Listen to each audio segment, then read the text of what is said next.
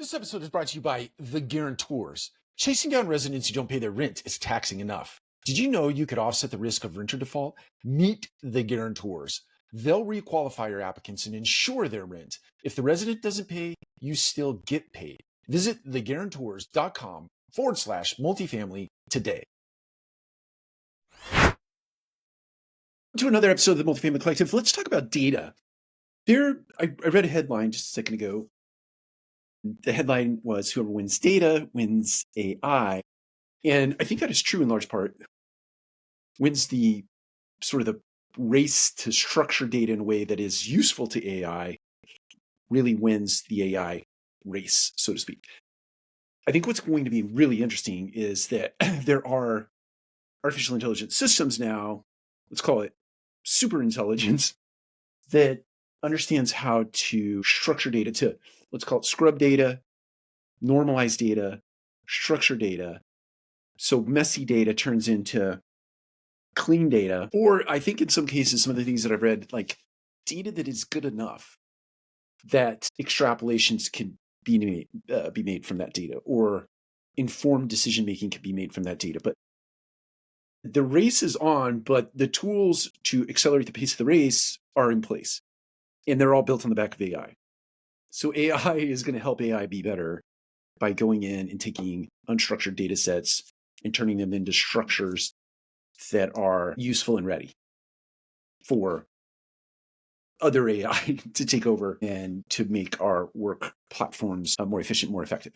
So there is an AI race on. There is a data race that's been going on for some bit of time. The AI race has really heated up in the last 36 months plus minus. It's been around for 50, 70 years.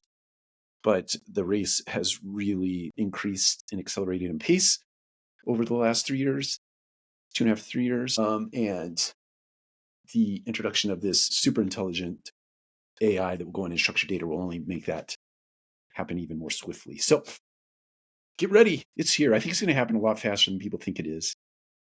And what I mean by that is that the jobs that are at risk, there are jobs that are at risk both in the corporate environment and at the site level. And people keep calling it centralization, but it's really not centralization. It is our ability and opportunity for the first time in a long time to be able to restructure the traditional hierarchies and make our organizations flatter in nature so that we're closer to the actual execution of the tactics that AI will help to inform so that we can run our operations more efficiently and effectively. People will be repurposed.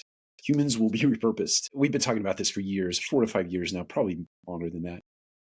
Upskilling and reskilling is something that you need to be hot on the trail of. If you're not executing reskilling and upskilling in your own organization, it's one of those things where 10 years go by and there's this groundswell of activity, and all of a sudden the tsunami makes landfall. And nobody is ready.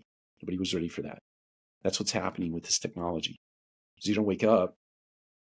You're going to wake up 3 to 6 months from now, and all of a sudden, all of the tools that are in place in the artificial intelligence world, the AI world, and the GAI world, and the agent world, and this agentic workforce is going to be mainstream. It'll early innings. I get it, but the first few early adopters that prove out use cases that push real savings to the bottom line, increase NOI in a real way, everyone else will jump on immediately. So be ready. Take care. We'll talk to you again soon.